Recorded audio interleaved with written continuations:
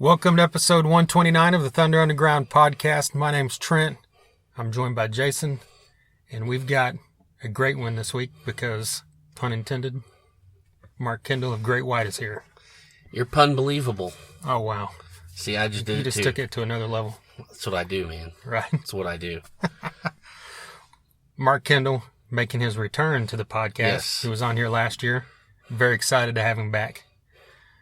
Before we get into that, we're going to talk about a few things. First being, wanted to throw a shout out to this concert that's going on this coming weekend in Missouri. It's called Bands Against Bullying. And this is put on by DMG Productions in joint with Rock Rage Radio and Honest Brutality. And this is a benefit for a girl in Neosho, Missouri, Erica Smith, who took her own life after being bullied. Yeah. So Chris and some others, had the idea, let's put this benefit show on, to raise awareness. And they've got 10 bands out there. It's only $10. So what's that break down to, you math geniuses? $1 per band. Nice. And every single one of these bands is well worth more than $1. Yeah, so, definitely. And the cool thing about it is you can bring your whole family because it's an all-ages outdoor event, and kids under 12, I think, are free. Okay. And it's also got free camping, free parking, all that kind of stuff. So just get out there and have a great day. They're, where are we at here? Severmind, Caliber Theory, Machine in the Mountain, Crane Technique. See right there? I'm sold. Yeah. I'm going. Okay, Under the Radar, Switchback, One Nation Under, Waking the Sleeper, Forsaken Few, and Claim Your Enemy. Nice. That's 10 bands, and we've seen 7 of those live. And we can attest that every damn one of those are great, and I'm sure the other 3 are as well. Yeah, it's solid. You're going to love it. Yeah, I mean, all these bands are fantastic. And it's a great cause. Yeah, and that's the main thing. It's a great cause. Get out there. It's $10. Chris does a great job with these events. We just talked on our last episode about Rocklahoma and the stage he had out there, the Dark Side stage. Did an amazing job with that. The shows he's put on that we've gone to in Tulsa. Just happy to call this guy a friend and be a part of what he's putting on, and really happy that he's doing something like this. So get out there. If you're in Missouri, Arkansas, Kansas, Oklahoma, this is an easy drive to Neosho, so good thing for a Saturday. Do it. June 10th. All right. 2 or 3 weeks ago. Yeah.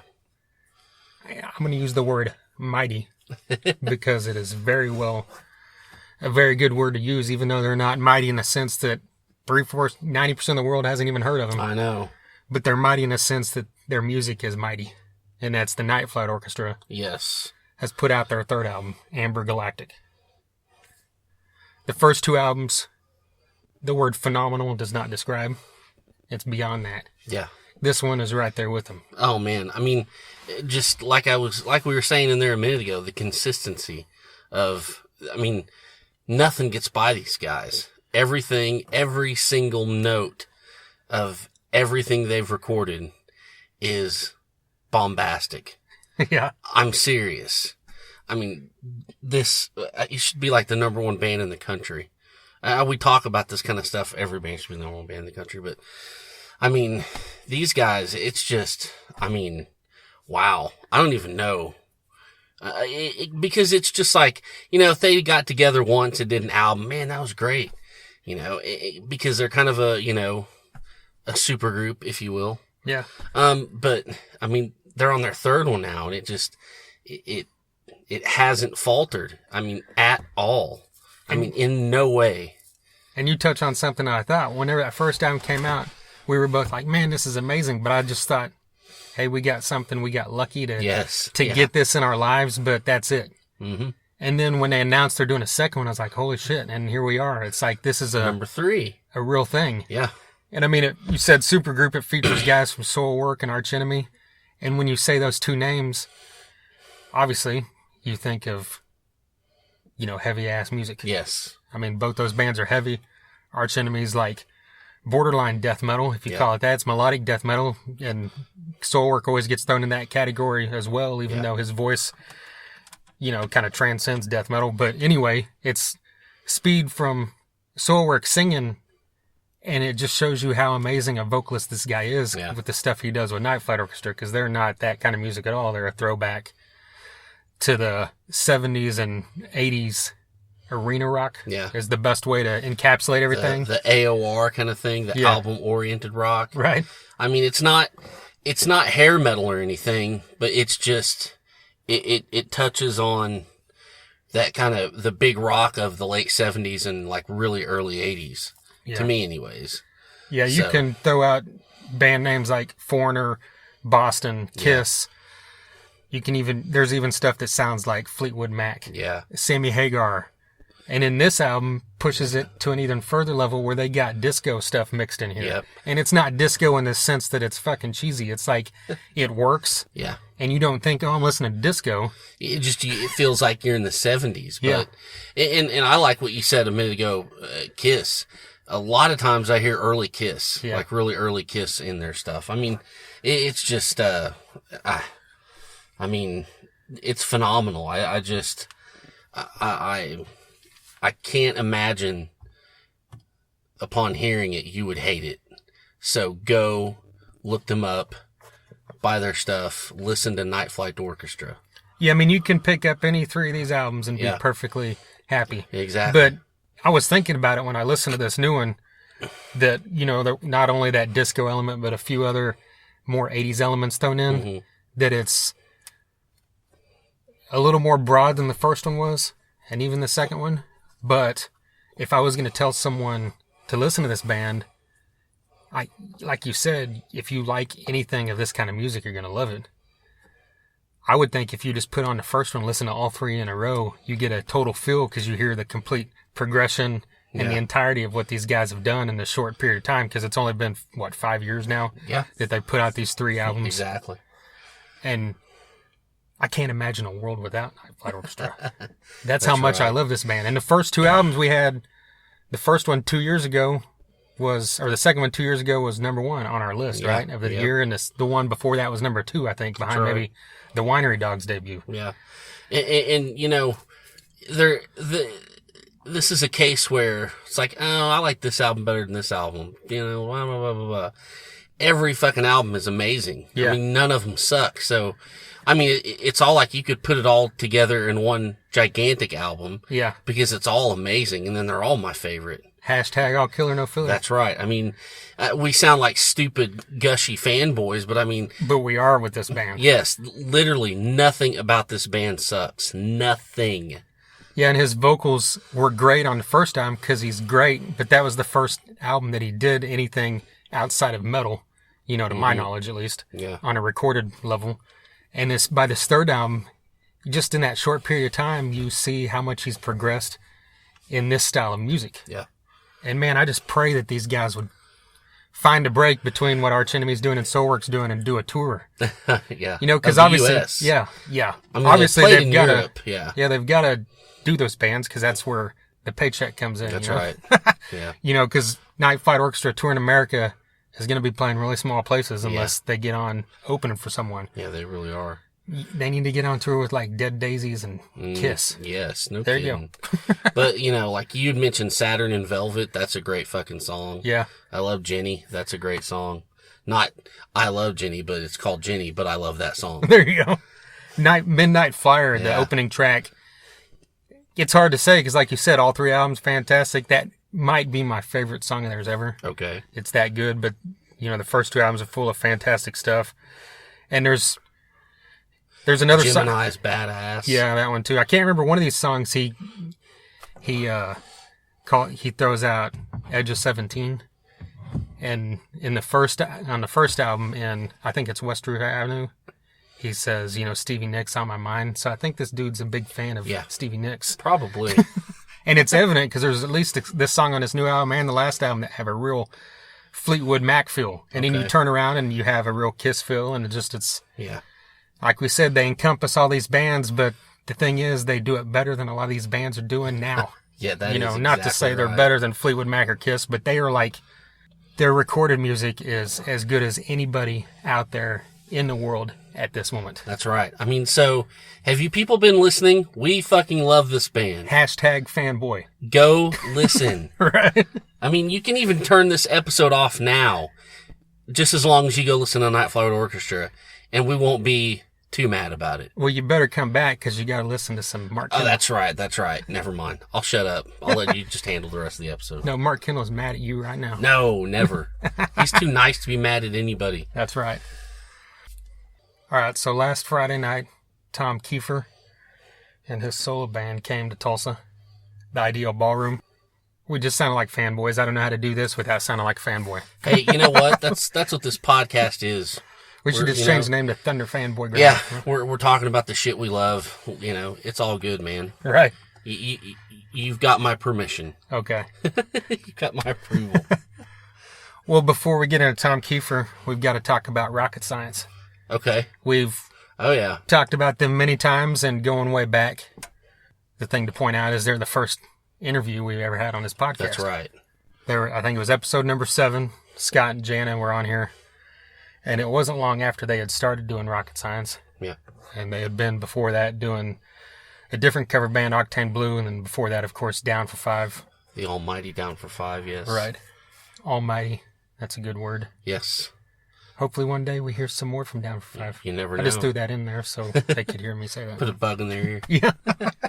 Well, and you know, we also talked about having Scott on for like an all 80s metal episode, and we still never did it. Yeah, that's one of the long-running things. Yeah, because we're procrastinators, to the first order. Because we've always wanted to do an episode where we just talk randomly about glam rock and 80s rock. And get into the obscure ones and everything. And as far as anyone that we personally know, he knows that stuff better than us. Yeah. And he's the one person I know that could completely carry a conversation with me and you about that stuff. We got to do it. We have to do it. We've said it on here again, I think, so maybe now we'll force ourselves into doing this one. Yes. But anyway, if you're in the Tulsa area, rocket science plays around town a lot, and the thing that differentiates them from a regular cover band is that they've got a full-on stage production. And you don't see that from cover bands. And I mean, they've got, this full-on rack system, whatever you want to call it, this big, huge setup and everything with lights, that are programmed to the music and smoke and everything. And it's just a big production. And it's really cool, because someone goes to a bar on a Saturday night, there's some band playing, and you go in there and you get lost in it because it's not just 4 dudes on stage going through the motions playing, freaking taking care of business or something, It's 4 people on stage playing music they love, and they focus on the 80s stuff, but I know they also go into the metal vein with Maiden and Priest and everything, and they also go outside of that sometime into some 90s rock. Yep. But I know. Yeah, definitely. So get out there and check out Rocket Science if you get a chance. They've opened this show. They also opened for Dokken when they came through with IDL. And of course, with this, they have to have a scaled down thing because, they're an opening act. But they got up there and they did their thing. They focused on the 80s stuff with Motley Crue and Poison and Kiss and Judas Priest and everything. And it sounded great. That's awesome. Scott has always been a good singer, but every time I see him, I just see he just owns that mic a little bit more, because he spent years and years, at least from our experience seeing him, just playing bass. Yeah. And so now he's really taken over that role as a great frontman. That's great. One thing about Scott, whether it's if you're seeing him as a singer or when he played bass, he always had a presence. Right. Always fun to watch him play. Yeah. And then Jana, I mean, what can you say about her as a guitarist? Powerhouse. She's one of those people that you see and you're like, why doesn't the whole world know about this woman as a guitarist? That's right. I mean, that's how good she is. And case in point, we weren't at the Dokken show, but I watched the YouTube video. I'm sure you did when she was on stage with Dokken playing, was it It's Not Love, I think? She got up there and played guitar. Yeah. And, you're playing a George Lynch part, obviously in place of John Levin at this show, but I mean, you're up there playing parts of an amazing guitarist. And you perfectly do it without a problem. Oh yeah, she could do George Lynch all day. We know that. Yeah, I mean, there you go. John Levin's good, but Janice should be in Dokken right now. Nice. But no, they played the IDL opening for Tom Keifer. It sounded huge. They sounded great. Like I've said before, you can't say enough good things about these guys, and you got to get out there and see them. If you're anywhere in the area, it's worth, making plans for and getting out there and seeing them one weekend when you can. Gotcha. Well, then Tom Keifer took the stage. Okay. And admittedly, Cinderella was one of my favorite bands of that era when I was growing up. Still to this day, it never gets old to me. And the thing to note about Tom Keifer is that if you haven't seen him live, you must do this at the first chance you get. Because of anyone from that era that should sound like shit on stage, it's him. Yeah. But of anyone from that era that sounds great on that stage, it's him. This guy blew out his voice twice. Yeah. Twice he had to stop completely doing what he lives to do. Had vocal surgery, and now he comes back, and I'm serious. Don Dokken, Stephen Pearcy, Mark Slaughter, Vince Neil, all these motherfuckers need to go sit down in a chair in front of him and watch how to fucking do a show. You know, and I love those guys I just listed. Yeah. Well, except for Vince Neil live. But I love the other three. Yeah. And they're good enough on stage. But this guy is the guy, like I said, should be good enough. Yeah. You expect him to not be as good as he used to be because of the issues he had and because of the type of voice he has. But it was unbelievable. It was like watching Cinderella in 1990. That's great. You know what I mean? That's what you want. Yeah, I mean, and even, you know, like on the solo album, at the beginning of Solid Ground, he lets out that scream. And he did that live, and it sounded perfect.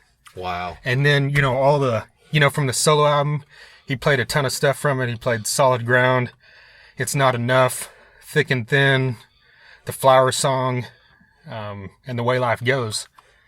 And then he hit almost every Cinderella hit you could think of. Yeah. You know, some of the smaller ones like The More Things Change or Push Push he didn't play. Yeah. But, I mean, he opened the show with Still Climbing. Wow. The title track from the Cinderella album that me and like 5 other people bought. You know? That's crazy. You know, and I fucking Don't you love when a band does that? Yeah, I mean, especially he pulled out a deep cut from an album that most people don't own, and then he opened the show with it, and it was amazing. Wow, that's awesome. I love that. Yeah, and then of course he played. You know, it was cool. You know, it got towards in the show. I thought, we're not going to hear "Coming Home," but then he played it next. You know, so it was like he played all that stuff. You know, of course, Night Songs, one of the best songs of that era. There you go. Then he played "Shake Me" and "Gypsy Road," and that's the one for me right there. the Last Mile, which was great. And then of course, "Nobody's Fool," "Don't Know What You Got Till You're Gone," "Heartbreak Station," the ballads. Oh yeah. So yeah, I mean, it's just a great show. His band sounds great. You know, he's got his wife up there and another girl doing backups, and he's got 2 guitarists. He plays guitar, keyboardist. Paul Taylor's not there anymore, by the way. Oh, okay. Unfortunately, but oh man, it survived. Hell yeah. But yeah, I mean, so just without, completely going fanboy again, yeah, it's just, I can't say enough good things about this guy live. That's awesome. Completely. I've seen him, with the solo band when he played Rocklahoma a few years ago. Yeah. But, that's a different thing. You're outside. It sounded good, but you don't really get the full experience of something. You really got a full thing unless you're in a club, I see, yeah. And Cinderella countless times, but that's been quite a many years. Yeah, definitely. But anyway, yeah, Tom Keifer. Check out that album, too, if you haven't, The Way Life Goes. I've got the purple vinyl. Nice. It's badass. Nice. I'll borrow it. Yeah. I was listening to Eddie Trunk the other day, and some guy called up, and he was like, "Hey, do you ever know, like, what happened to Cinderella and Tom Keifer? I bet he could do a killer solo album." And Eddie Trunk just, like, hung up on him. He was like, Right. He's had a solo album out for 3 years. Click. And it pissed him off, because in the age of Google, you should never have to ask those questions. Right. But I thought that was funny. Just a little side note there for you. Yeah, if you type Tom Keifer in Google, the first thing that's going to pop up probably Cinderella, and the second thing will be probably The Way Life Goes. Mm-hmm. It's not uncomplicated. That's right. Speaking of Eddie Trunk, was he there? Did he host it? Yeah, he hosted it. Nice. Yeah. All right. Yeah, he got up there and he had good things to say about rocket science after they played, which is cool. Really? Yeah. Good. Because he came on before and then came on after them and then again before Tom Keifer. Awesome. Yeah. So, rocket science, Tom Keifer, check him out. Yeah. Glad you had a good night. That's awesome. All right, Mark Kendall of Great White. making his return to our podcast. That's right. Quite an honor to be able to say that. A total honor. We talked about it. If you haven't listened to the first one, go back and check that out. You know, it was a good lengthy one, just like this one is. And, you know, we talked about a lot of different stuff. And, you know, on that one, we talked about, you know, how much we love Great White and the past stuff and everything. And this one, you know, that was before this new album was out. And this album just came out this past week. This is a fantastic album. Great album. Yeah, I mean, from the get-go, like it opens with I'm Alright, and that's just a great, not only a great album opener, but it sounds like something that would be great to open with live. Yeah. And it's just got that real feel-good feeling to it, and it sounds like classic, you know, Great White. Yeah. And, you know, I mean, just from that point on, this album is... Yeah, Moving On. I love that song. Yeah. Yeah. Yeah, Moving On has that real... That solo in it, you remember, has that... It starts with that clean kind of picking thing, and then goes into his classic bluesy thing, but it's got both of them in there.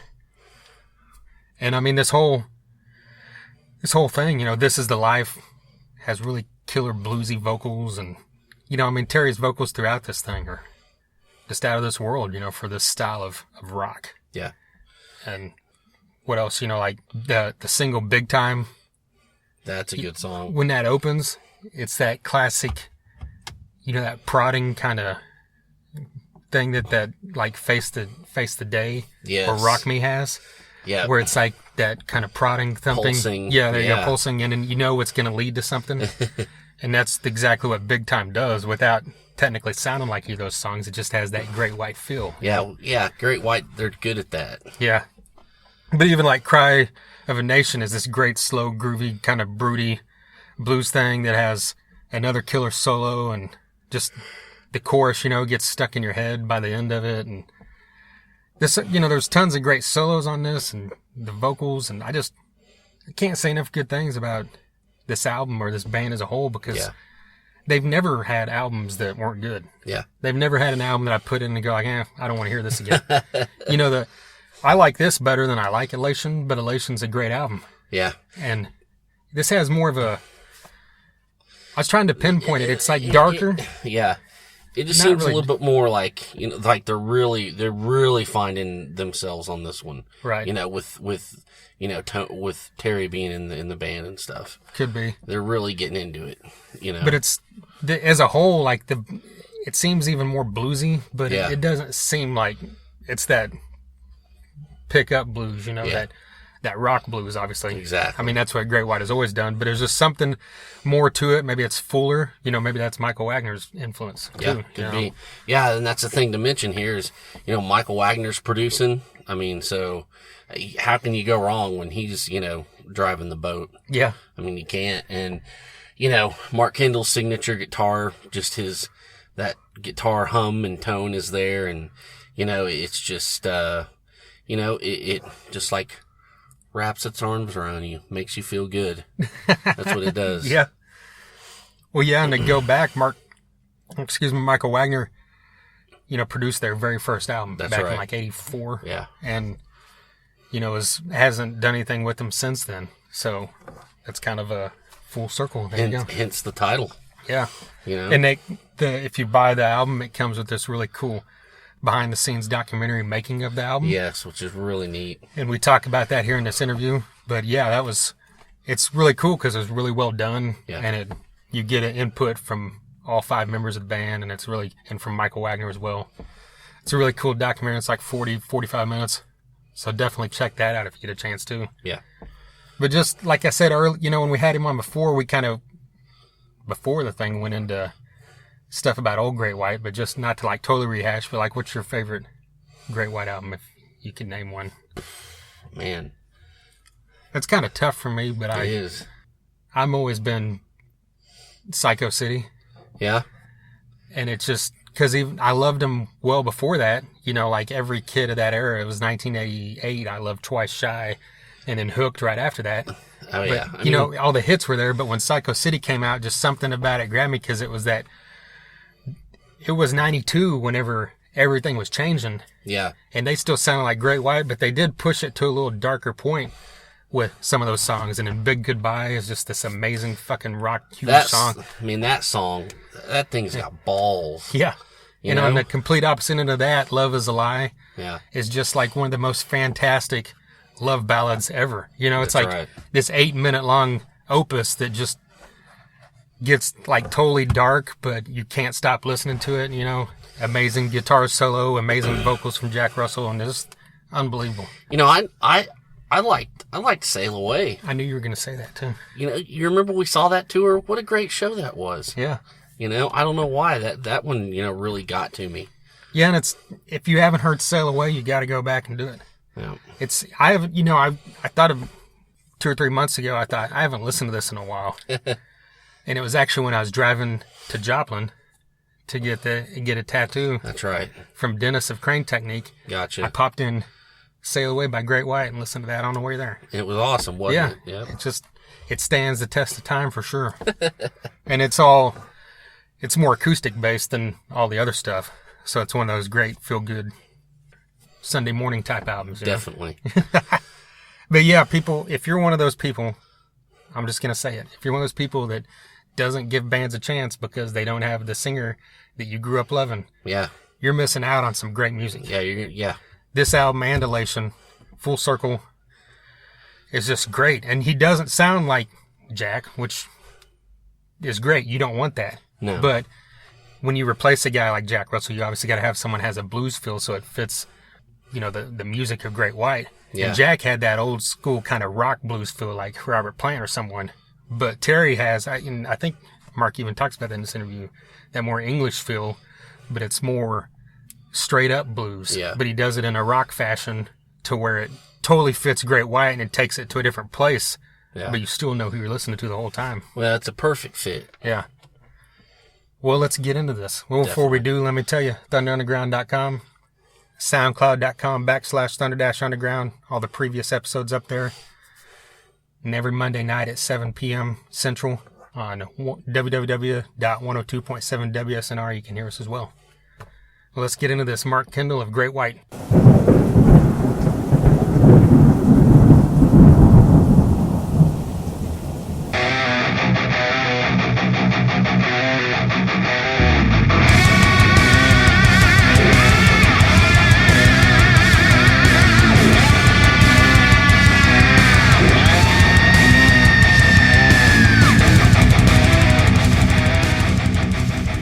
You too, man. I was really excited when I heard it was you guys calling. We appreciate it. Yeah. Sorry about the what was it, the Thunder Down Under mix-up a month or so ago when you tried to search us. I heard you got like some weird website. No, yeah. What I was doing is just tagging you guys just so you know what we're up to and stuff. Yeah. But I tagged the wrong thing. It was like, you know, the Thunder Gay Men Underground or something. I don't know about it. When I went to the website, it scared me. Well, I'm glad we got it straightened out. Yeah, awesome. Pretty funny. Well, so Full Circle's coming out here in a couple weeks. I know right off the bat when I hear that title, I think, you know, you guys are working with Michael Wagner again, but is there any other thing that the title relates to for you? No, we're not smart enough. What happened was we just didn't want to name it after a song. We wanted it, you know, to have it mean something because it was pretty special, you know, working with Wagner. So we just, Michael actually came up with that title. What about Full Circle? Because we were throwing a million names around. It's like when you're trying to name your band. It's like you're looking in the encyclopedia and all that. Well, yeah, and Michael came up with that name. It kind of makes sense to me. You know, he did our first EP, first album, and here we are 30-plus years later, you know. So it just sounded like it made sense. What do you think with Terry being in the band now, this being the second album, how has that progressed? Do you feel this album has moved you further along than you did with Elation? Yeah, absolutely. It's a couple notches above that level, and his performance is pretty stellar. I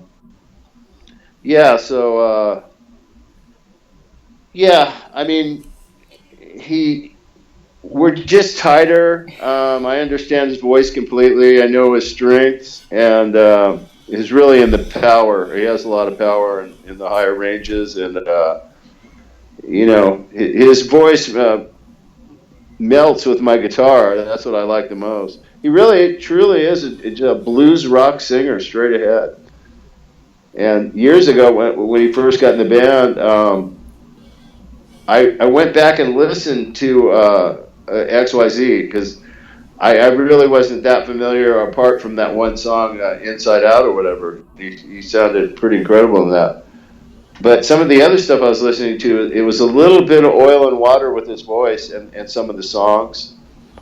So, it's just the songwriting's getting better. We're really comfortable, with him in the band. Everything's working out. He's a good songwriter. He contributes a lot of ideas and stuff. So, it truly is a group effort. Well, how do you feel that Full Circle sits in with the rest of the Great White Catalog? Now that it's done and you can just hear it and all that kind of stuff. Yeah, well, I think it fits well because we haven't changed the way we write songs. Yeah. It's we're pretty old school. We get in a room and jam until something happens, or either Michael or I will come in with a riff that we want to work on, and so we develop the songs exactly the same way. We haven't changed any. We don't email each other our parts or anything. As far as this technology thing, it's like your singer doesn't even have to show up. You just send him the song and he sings it at home or something. So yeah,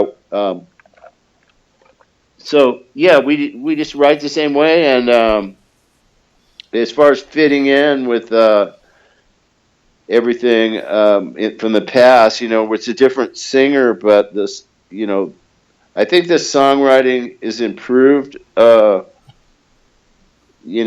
a lot of good material on this record. The feedback's been pretty amazing. And for us to be coming out with Big Time, that wasn't really our plan, but we really didn't know what song to come with first. So we played it for a lot of people, and they kept coming with that because it has kind of all the vintage Great White stuff with the dynamics and the big chorus and all that. So we go, let's just listen to the fans for once, and we'll just do that one, because it's the 8th song on the record. You usually don't hide your first single, you know what I mean? Yeah. Well, you said something a minute ago. You guys were all together in the studio and recording or playing while the vocals are being laid down or the drums. That's refreshing because, like you said, so much stuff is emailed back and forth. I can only imagine that just helped the record so much more. It helps the energy because it's much different. When we get together in one room and play together, it makes a certain sound, just like any band. And if we did everything separately, to me that'd be kind of goofy. Mm-hmm. So we keep it old school. The human connection, hanging out. Playing the stuff together, working it out and everything as a group. And, we did something we'd never done before, which is hire a company to come in the studio and document the entire process, the arguments, the whole recording, they did interviews with Wagner. So I just thought that would be cool for the fans, to be able to see, not just come backstage, but literally come in the studio and watch songs develop, Yeah, we actually watched that making of, and one thing that jumped out to me was that all 5 of you were featured, and a lot of times when you see those things, they focus on 1 or 2 guys, and the other 3 guys you see just a little bit. So I thought it was really cool how you guys spread that out where every guy had equal time, and it was just kind of refreshing on my end to see. It would have been all me if it was up to me, but, no, I'm kidding. No, but truly, if you see how passionate we are about the songs, there's one section in there where I'm like almost crying. I want this part to be my way so bad. and it really is because of the song. I really felt strongly about this one part. Terry wanted to cut it in half, get to the chorus quicker, is I guess what he was thinking. But I'd already played it over and over in my head, and I knew it was going to work. And so I go, I'm like, why don't you like it? You know what I mean? Please say you like it, So I played it like 4 times, and we left it all in. And he goes, you know what? I do like that. So, and in the end of the day, the song usually wins. It's not about egos or anything like that. It's just we're all fighting. We all want the best for the song. And sometimes, when 2 people aren't hearing it the same way, that's the only time you might get a little bit of a spat, but nothing too serious. At least we don't argue over drama. It's always we're arguing about a song. Yeah. So that's not so bad. That's a little better. Well, in this documentary, you talked about how cool it would be to see the making of, this album or that album, and that's kind of why you were doing it. What making of album would you like to see, like the most? Well, I'll tell you, the way I got the idea is about, I think, 8 years ago or so, I saw this making of Machine Head, one of my all-time favorite records, Machine Head. But it was done like 25 years after the fact or whatever. But it was so interesting, and I was just engulfed in this. I probably watched it 4 times. Just the way they recorded it was so off this lobby of a hotel in this tiny little area. And to pull off everything they did, it was one of the quickest albums they ever recorded in 3 weeks. And they all played together and all that. And I just thought it was such a cool thing, I mean, I'm the biggest, geekiest fan known to man. I mean, I get nervous when I, meet Blackmore or meet any one of my heroes. So if I feel that way, I don't see why our fans wouldn't feel that way, to see that, to see how we make records. Because we're pretty isolated. Most bands are, as far as seeing anything like rehearsal or in the studio or whatever. It's always the real structured meet and greet, 20 people flying through, this guy screaming at him, okay, just sign one thing, and, and all that kind of thing. So I just thought, man, we have this opportunity in this great studio with Michael Wagner and everything. Let's roll cameras, So I'm happy that we did it. Well, when you're doing that, do you feel... Is everything still feel natural to you, or is everybody, the camera's right there, so you're not? Do you think about that, or do you guys? Is that something? Not at all. Not at all. Not at all. I mean, after a while, you don't even know they're there. It's like a lot of the stuff that I seen on the video. I'm going, I don't remember that guy filming. So we're so engulfed in our own world, we weren't really thinking about that much. So no, not really, Yeah. They couldn't really get a lot of audio when he was recording because that room, he had like 26 mics on his drums and in the room and everything. So, I mean, you couldn't have a guy in there even breathing while he was playing. and through the glass, it's too much reflection, you know what I mean? Yeah. So we didn't get a ton of audio. We got him like warming up, and he played to a track, and the guy just stood there. But I think he was just practicing to it or something. So unfortunately, we didn't get that on tape. And like I said, because he doesn't mic like a normal engineer. I mean, he has so many room mics, just ridiculous. So. Well, have you guys talked about any of these songs besides Big Time that you're going to try to fit into the live set? Are there any of them that jump out to you? Yeah, I mean, we pretty much want to do everything at one point. We've when we were coming up with the songs, we were having fun just like when they were just kind of done. we were loving the way they felt groove-wise and everything. So, I mean, I think it's a pretty good record. Do you guys like it? Yeah.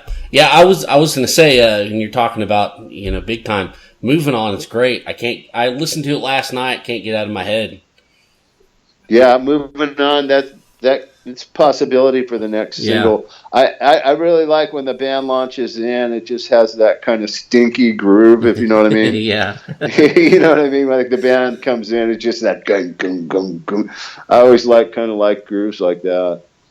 So, yeah, there's a lot of different looks on the record, and we came up. I really felt the ballad was pretty strong, one of our stronger ballads in the last few years. So that was pretty cool.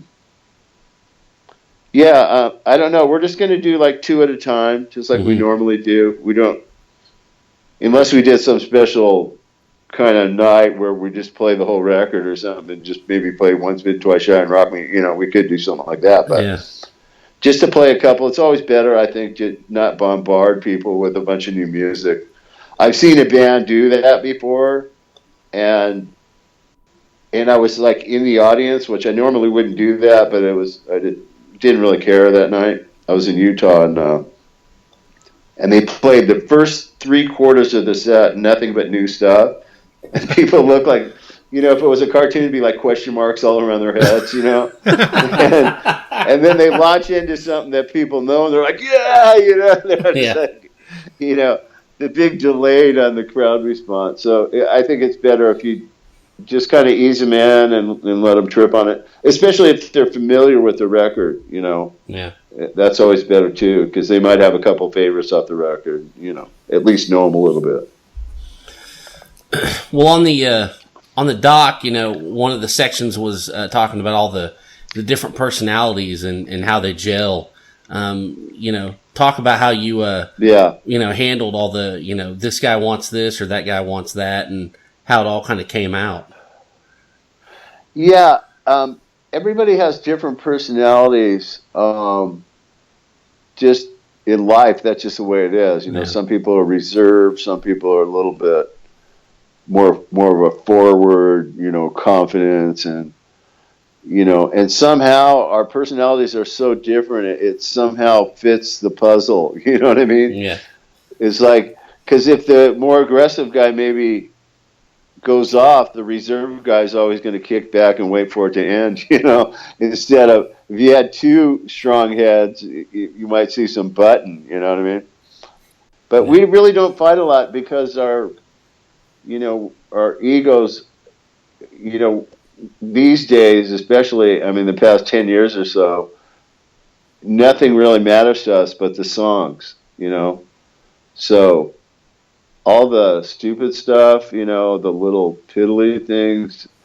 And the other thing that I think helps is the whole band's, kind of sober, Yeah.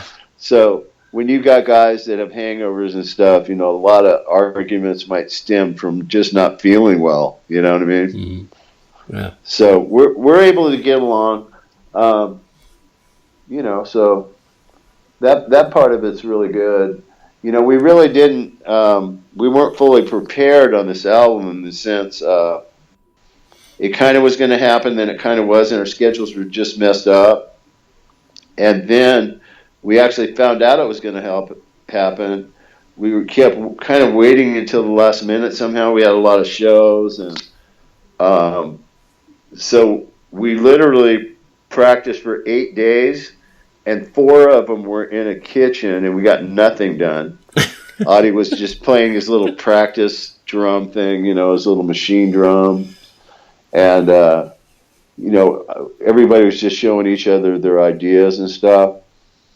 But when we were 4 days away, literally leaving on day 6 with 1 day just to chill to go to Wagner's, he kept saying, "Where's the music? Where's the music? I need to hear this stuff," And so we recorded. We rehearsed for 4 days, and on day 5, we went in and played one song at a time with Tara just scatting, and sent him that. It was recorded off an iPad. And he's like, "I don't hear the guitar. Make another tape," So he's Michael Wagner is a high-end pro, and he does things a certain way, and this really wasn't the way he normally does it. Normally he comes out where you're at, does rehearsals for a week, then you do a demo for him 2 months before you're going to record. He works on the songs, and then you come in and everybody knows everything, and you just record. We come in with like no lyrics hardly, just some chorus ideas, arrangements sort of done. We changed a lot of things. So he was kind of thrilled when it was all done. I think like a sigh of relief that it turned out great, and so are we. But I think even though we weren't like totally prepared, the energy was always up, and so it translated well because the stuff was real new to us. Like we'd never heard it finished, obviously, and instead of doing a demo and playing it through a million times and then you record it, and you're almost kind of over it at that point. I mean, it doesn't really have that electricity that it has when it's fresh and new.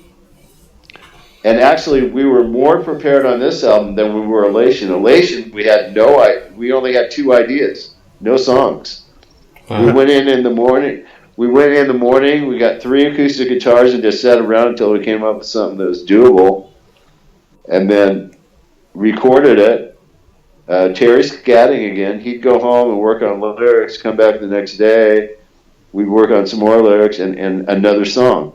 We just did that every day until we had the record, but that was too much. So we didn't want to go there again. When you don't have any ideas and you're paying like, $500 or $600 a day for the studio, it's like it's not where you should do it the way you should do it. But it worked out good because the way Michael Wagner records is the whole band plays together and to get the drum track. So once the drum track's done, all our rhythms are already on the track, so then we do the bass. And then he does one song at a time. So that gave us a chance. We know what we're going to work on tomorrow, and we finished the song in 2 days. We know what we're working on, so we all worked on lyrics together, the night before, the ones that weren't quite finished or whatever.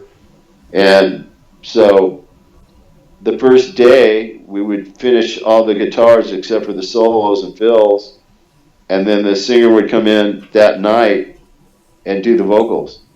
So every day we went in there, we had a finished song.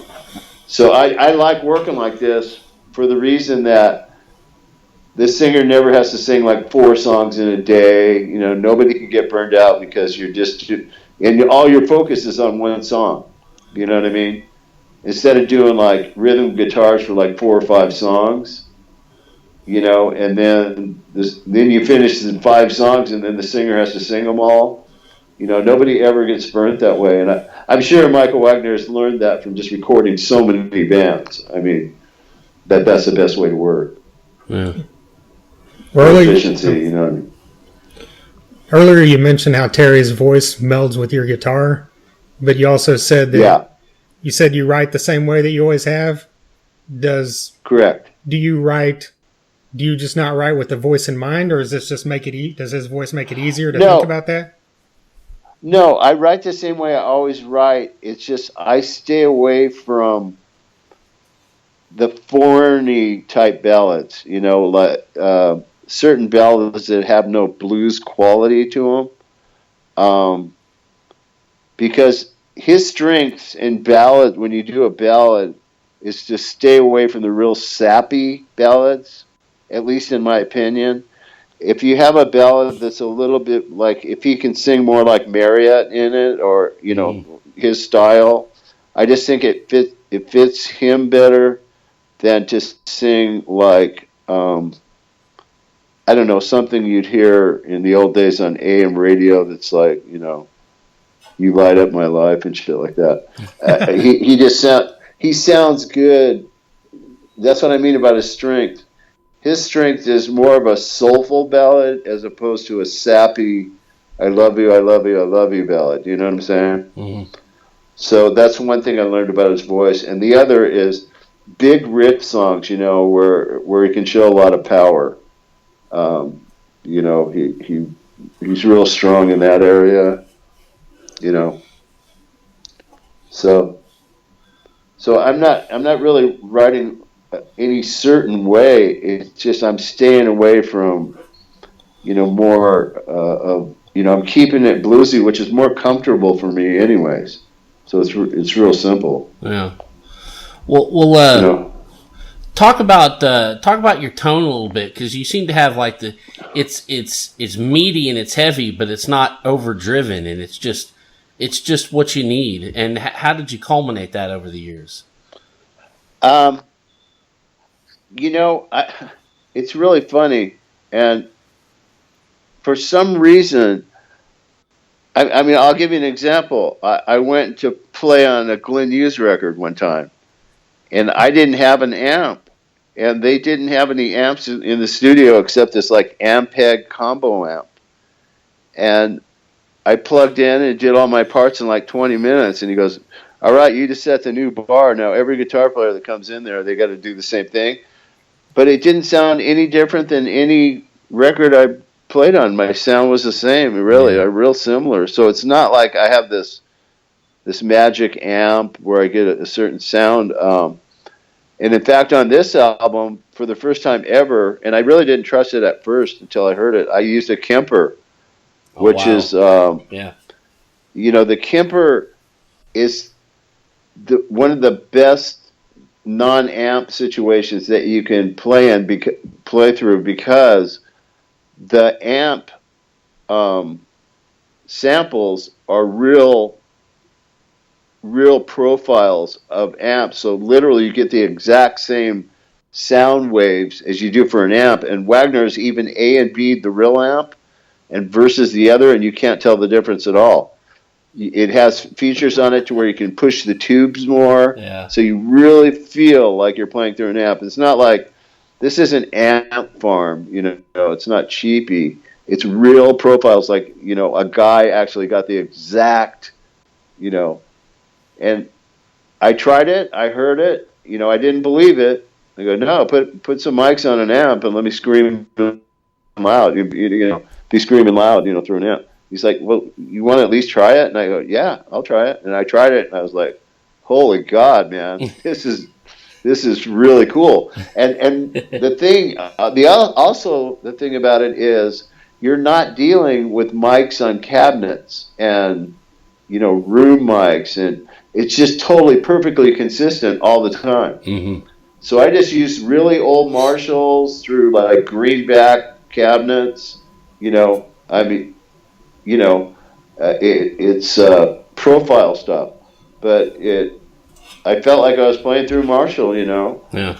And just so, but it's also, as far as, the sounds and stuff, I go a little cleaner sometimes just so the notes speak well, but I still like it heavy, and sometimes if you use less distortion, it's even heavier than when you have a lot of distortion, because you still get the crunch, but you hear the musical part of it, the notes, because I can always get more distortion. That's not a problem, but I can't get more note value. You know what I mean? Yeah. You can't, turn up my notes. You know what I mean? So, so I like it when it's musical, because a lot of times I play chords when I'm playing through something loud. Yeah. I'm playing these big full chords with open strings and stuff. If I have tons of distortion, I also use real low output pickups. These TV Jones pickups are super low output, and so it's musical, kind of coming from the guitar anyways, and that doesn't bother me because I can use a pedal and add more level or more, as far as a live situation. Yeah. Yeah. But, I really don't do a lot. I get pretty much everything I need from my volume knob on my guitar, because I'm kind of a roll-off player. I don't have the, 1,000 preset pedal board that keeps me in one area for days, Yeah. like you play live and you're just standing at your pedal board all night. So I just keep it like if I want it clean, I just turn down my volume knob. I have like chorus and stuff like that in a delay, but I love that control that you have with using your volume knob on your guitar, because you can feel it, you know, as opposed to a clean pedal going from clean to dirty, and you hit the clean pedal and it's, you know, in the certain situation you're in, you might do something with the volume on your guitar, but when you have that preset, and also it sounds kind of phony. And one time I was playing in Japan, and you know, my roadie wasn't doing anything but changing strings, so I go, hey dude, I got a job for you. Do all my switching. And I even made him play my wah-wah pedal. Yeah. Which it sounds lazy on my part, but I only used it on one song and it was very controlled. So I'm playing, and it's supposed to go to the clean, and also it's kind of like almost a second before when you change to the other part. So I always kind of muted my hand real quick and then went to it. Well, this one show we're playing in, I think it was Tokyo, it's supposed to go to the awesome clean sound, and he accidentally hit the wrong button, and I was Tony Iommi on the breakdown. So that's pretty frightening, you know. I never let anybody do my switching again, you know. How'd you recover from that? Oh my God! Well, he recovered, but it was already too late. I already made the big, you know, out of nowhere. When it was actually the breakdown in Rock Me. Okay. You know, when it's coming out of that chorus and everything, and then you go back into the mellow. Yeah. It was there, and he went to more distortion than I even had on the chorus. Oh, no. It was like crazy. It was like a solo sound for some certain song. But these days, I'm pretty stripped down, and like I said, I get most of what I need with the volume. Yeah. Well, on that documentary, you were playing that I don't know what kind of guitar it was. It was kind of a natural finish with a maple neck. What kind of guitar was that? I thought that was really cool. Yeah. It seems like I've seen you live with that one too, I think. Exactly. Yeah. Yeah, it's called an RH Custom, made by this guy named Rick Harrison, who is actually, he's been building guitars for about 20 years, but for quite a few years before that, he made pool cues for pros. Wow. So he's actually a pool cue maker, so obviously he's real good with wood, but he's also a musician. He plays little clubs and stuff, and he started to get pretty good building guitars. So I had like 4 meetings with him, because almost every guitar I've ever owned, I always settled. You know, it's like I love everything but this one thing. You know, but it's still awesome. I still love the guitar. Okay, so I wanted to go just say, I love everything, and not have to say except for this one thing, get me? So we had four meetings. We went over all the wood and electronics and the kind of pickups I wanted, and it just turned out perfect, you know. But yeah, it's just a local guy. He's not real famous or anything.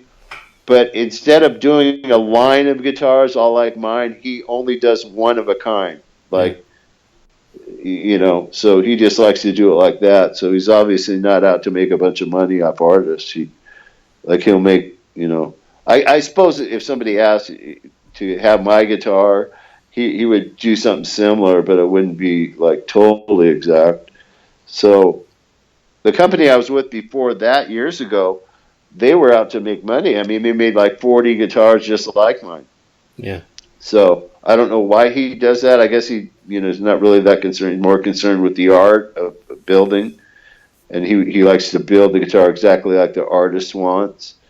So he's not out to try to make money off, you know, bigger name guitar players. Not putting me in that category, but yeah, you know what I mean. Oh yeah. Going back a few years, or several years, Jani Lane filled in with you guys for a little bit, and I was just curious. That's true. He obviously doesn't have as bluesy as a voice as Terry or Jack does. So was that a weird experience, or did you have great memories of that time period? Wonderful memories. For one thing, well, he was more doing the clone thing. Like he did everything, every line exactly like the record. Okay. His wife had told me that for 2 weeks straight, he just had Great White playing everywhere, the whole set. And so when he came in, he was fully prepared. He knew all the lyrics, and he sang everything perfect. And so, he did real good shows, about 10, I think he did 10 shows. We just didn't want, like a clone. But I became very close with Jani because he was struggling with sobriety a little bit, and I work with addicts and guys struggling almost daily, and so I was working with him, and on those shows he was dead nuts sober, and he was never late to anything. He was just completely professional, and we talked a lot about his sobriety, and he told me that, when he's out doing this stuff with us, he's totally fine. His wife was out to be supportive or whatever, but he just said, he digs it, and he was singing real good. I remember being outside of this airport, and it was like 10 in the morning or whatever, and he's sitting with his wife. He looked really good. He's singing his ass off. He's singing great. The fans are saying they haven't heard him sing this well in 20 years. And I go, what's wrong with this, man? Like your fans say you're sounding better than ever. It's a beautiful day. You look great. Your wife looks awesome. I go, like what's wrong with this picture? And he's like, nothing, dude. He goes, I love this. He goes, like I want to be sober more than anything. More than anything. He goes, when the devil's voice hits my head, it's usually when I'm home and I'm doing nothing. So if he stays busy, he does well, Although sometimes he'll go off, even I guess in that position. But so I was pretty shocked when he died. I went to his memorial because I wanted to go up and speak, so all his fans and family and everybody would know that he wanted to be sober more than anything. This was just the demons just overcame the guy, Mm-hmm. But anyways, yeah, he was a good dude. And the other thing that was great about Jani Lane that people don't know is he saved his band. I mean, he, they just wanted to sign him, and he begged and did everything to get, have his band be involved in, So he's a talented dude, I'll tell you that much. He wrote all that stuff they did, so something to say about that. Yeah. Well, you mentioned recovery and everything, and you post a lot about that on Instagram and everything. How's it for you whenever you're out on the road or at festivals or something? Is it where that's more of an atmosphere that's conducive to having all that around? Is it easy for you now, or is it still hard? Well, it becomes easier as time goes on. I'm almost to 9 years, and even when I'm out there, I'm always working with somebody or talking to somebody that's like having a hard time, or maybe somebody that's doing good. I'm in touch with these. I started this like a little more than 5 years ago. All I did was reach out on Facebook and just say, hey, if anybody's out there struggling with addiction, alcohol, drugs, whatever, I'm available to be your sober friend. That's all I offered. I'm not offering any miracles or anything, just to have support and, just a friendship, and just kind of maybe share what helped me, Mm-hmm. And it started with one guy, and now I have like 93 people. Wow. And, I send them prayers and meditation every day. We chat on the internet about, different things, and, really stay in touch close. And they're all, involved with outside programs and stuff like that. So it's just something kind of extra. So, and it was all just for offering my friendship. It's kind of mind blowing. Definitely. A lot of guys are doing good. A lot of guys are doing good, Definitely. Well, you talked a lot about that documentary that you guys had with that concert, that was coupled with that concert from Vegas a couple years ago. Right. And that didn't. That's coming out. Still hasn't come out. Is there like a release date? I on know. Yeah. Isn't that insane? It's totally insanity. A lot of that reason was some of the bands, kept wanting to fix things, and it just went on and on. Like with Extreme, they did a lot of things that they wanted to fix, and just time went on and on. I think they had problems with money, the production company, but it's finally finished, and I guess it's coming out any time. I mean, it's literally finally done. There was something wrong with the sound of the live show. It sounded like we were doing it. It was so dry, it just sounded like a board mix, and it was because they used the wrong file. So they had to redo that, but it didn't take long to get it back into surround or whatever. But yeah, it's like a 2-hour documentary, and then it's a 3-disc set that is a documentary with just a few interviews, and then just a CD of the show. So it's a pretty thorough look at our past up to now. So I think that the fans will, at least be able to know where we came from, and kind of how things developed in the beginning. A lot of people did interviews. They had Eddie Trunk, Tesla, our old manager Alan Niven, interviews, and a bunch of other people. Well, you got a lot of insight from guys like Alan Niven, because he was there from the beginning of Great White, but some of the other people is more like with Tesla, for instance, on the Judas Priest tour, on days off, they would do 3 shows, day off, 2 shows. Well, on those days off, we'd play like clubs and stuff.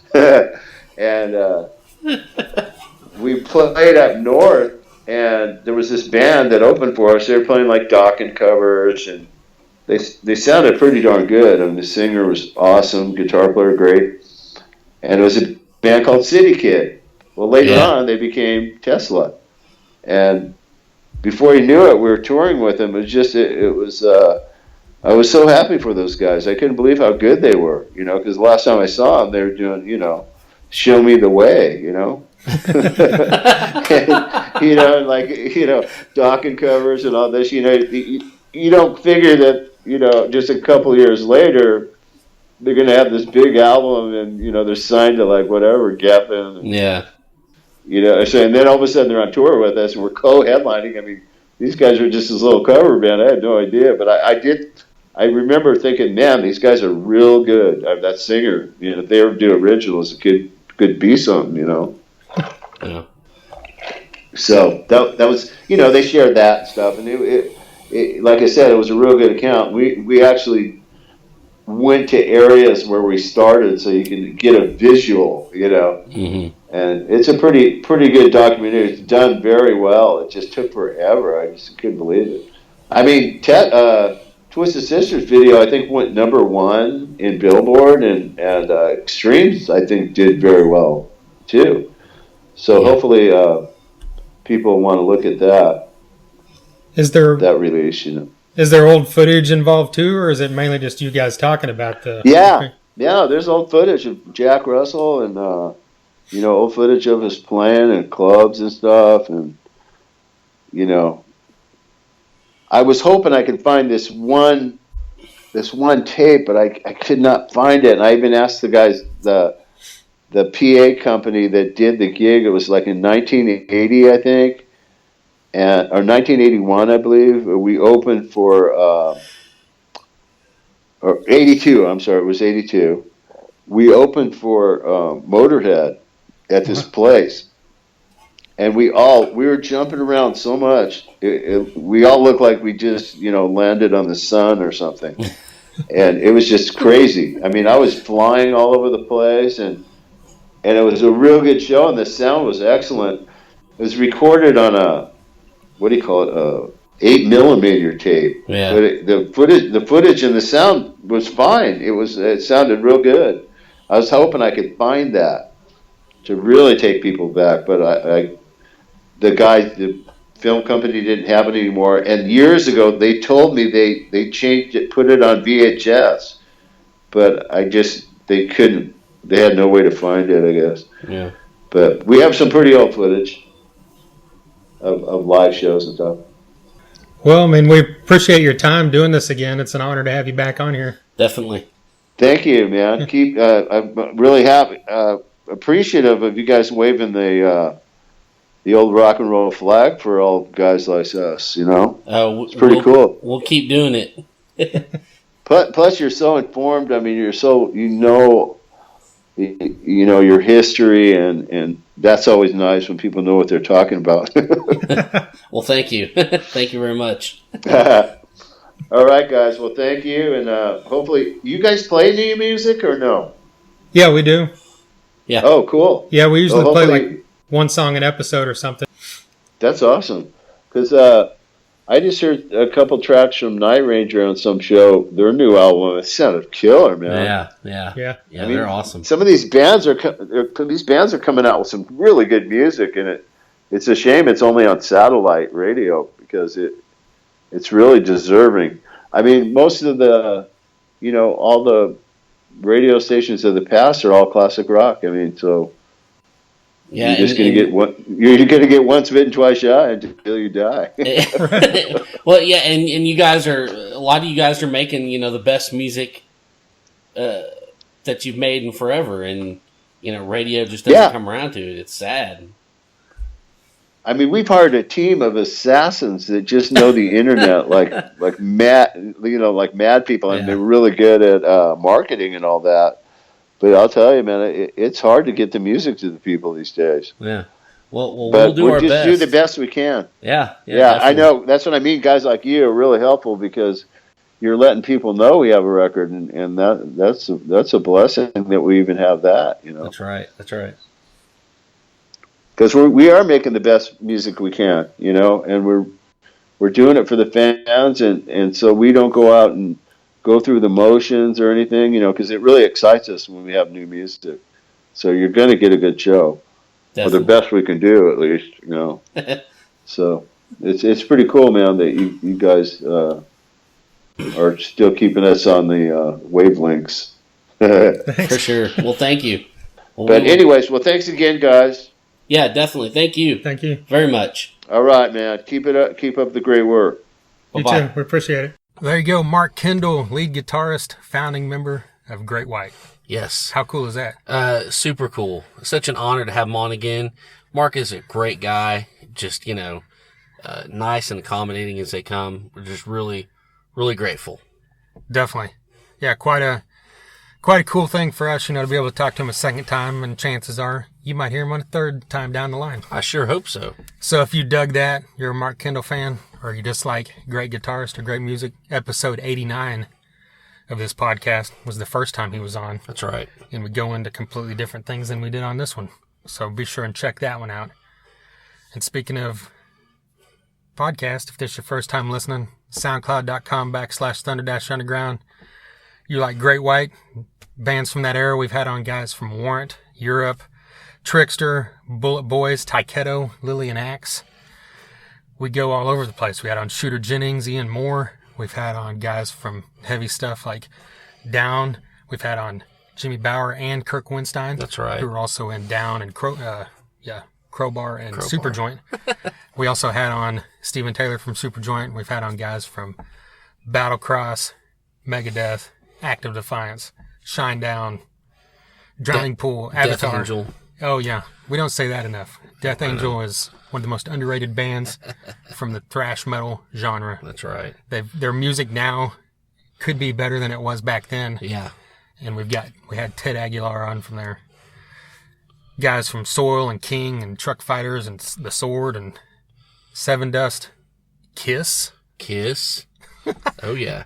Kiss. I need some kid who hasn't wiped his first cum stain off his leg to tell me what I need in my life. Yeah. Man, we need to get... What's that dude's name? I always forget the comedian's name. Kyle... that does Perfect Gene Simmons and Lars Ulrich.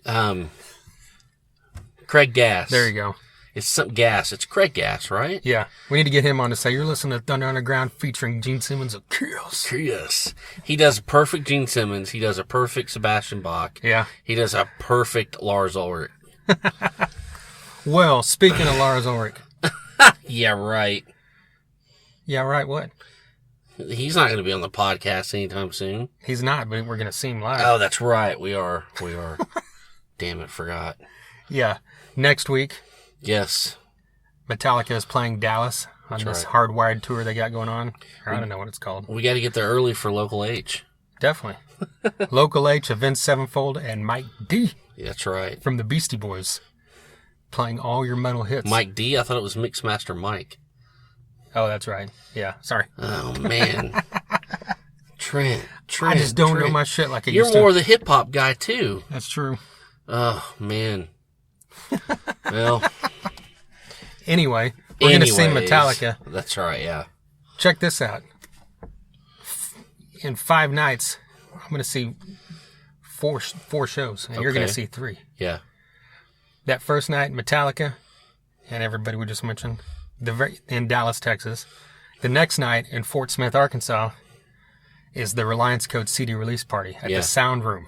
That also features Vague Vendetta, The Revolutioners, and Screaming Red Mutiny, who we know and we love. Yeah, definitely. Then Sunday is Father's Day, so we get a day off. But then Monday is Iron Maiden in Tulsa. Yes. No, sorry, Oklahoma City. Oklahoma City with Ghost. So that'll be, we know that's going to be great. And we've seen Iron Maiden a couple times now. It's one of the greatest shows you will ever see in your life, bar none. Then the next night in Oklahoma City, Our Lady Peace with Collective Soul and Tonic. And I'm going to that. You're going to that? Hell yeah. I can't, I was kind of leaning on it, but the more I thought about it, I'm like, I can't miss Our Lady Peace. I thought that was the Sunday between. No, it's Tuesday. Oh, okay. It's the day after. Gotcha. And I'm a huge Our Lady Peace fan. I also love Collective Soul and I love Tonic, so it's... Where's it at? The Zoo Amp. Okay. All right. So that'll be a fun one. You just going to stay in Oklahoma City? I guess so. Yeah, it'd be easier than coming back and driving back and forth. Might as well. Well, and then is it 2 weekends after that, then I'm going to Dallas for Rammstein one night. That's right. I forgot about that. And Saigon Kick the next night. Hell yes. And this is going to sound crazy to almost every person on earth listening. Yeah. But I'm almost more excited about Saigon Kick than I am Rammstein. I get that.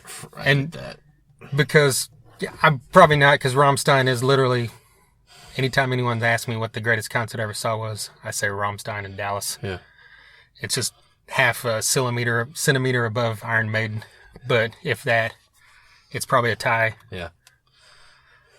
So that's going to be a sight to behold, them outside. I've never seen them outside. I've seen them twice inside. But anyway, the next night is Saigon Kick, and they're always been one of my bucket list bands from any kind of music. And there you go. And from that era, I never got to see them back then, and they just never tour. That's awesome. And they only play Florida and then these festivals and cruises and stuff. So they're finally doing some Texas dates. I'm not going to miss it. Hell yeah. Yeah, you better go. Yeah. So a lot of concerts coming up that we'll be talking about here on the podcast in the next few weeks. That's right. Hey, next week I'm going to Sammy Hagar. So am I. Hell yeah, you finally got tickets. Yeah. I like it. Next week, that's this Wednesday. Yeah, it's this Wednesday. What am I talking about? Right. God, my clock's all fucked up. Right. So yeah, Sammy Hagar in the Circle. That features Michael Anthony, the only bass player for Van Halen. That's right. Sorry, Wolfgang, I love you, but there's only one man that knows how to harmonize his ass off. That's right. And then Jason Bonham playing the drums. That's right. And Vic from Sammy Hagar's solo band, who is a kick-ass guitarist, worthy of filling in for his own right, definitely. Eddie and Jimmy Page, because they play some Zeppelin tunes as well, Yep. since Jason Bonham's back there. That's right. And then, of course, all the Van Halen and Montrose and Sammy solo you could want. I can't wait. I hope he plays one sip, but I know he's not going to. Hey, we can dream. Or what? I'd Fall in Love Again. But I don't think they'll play that either. Well, maybe they'll play Humans Being. That would be amazing. Yeah. I would crap. Get ready. You would crap on the floor of the River Spirit Casino. Yeah. All right. That'd probably be the best thing a River Spirit Casino ever saw. Behind Sammy? Yeah, well, it's a casino. I don't know. I'm getting off track here. That's second. It would be the second best thing behind Sammy in the Circle. Okay, is what I'm saying. gotcha. There we go. All right. I guess we should reel this back in. Yeah, we're done. Yeah, episode 129. Once again, every Monday night at 7 p.m., 102.7 WSNR. It's the biggest rock internet radio station there is. Very privileged to be a part of that. SoundCloud.com/Thunder-Underground. Facebook /The Thunder Underground. YouTube @The Thunder Underground. Tons of stuff on YouTube that is not here on these podcast episodes. And then, of course, we're on Twitter. And as Jason likes to point out, we're on Periscope daily. Yes. So get on our Periscope. And MySpace. And Friendster. Yes. And I can't think of anything to throw out. You can search for us on Alta Vista or Ask Jeeves. We're on Ello. Right. All right. God, turn it off. Until next time. Thunder Underground, y'all.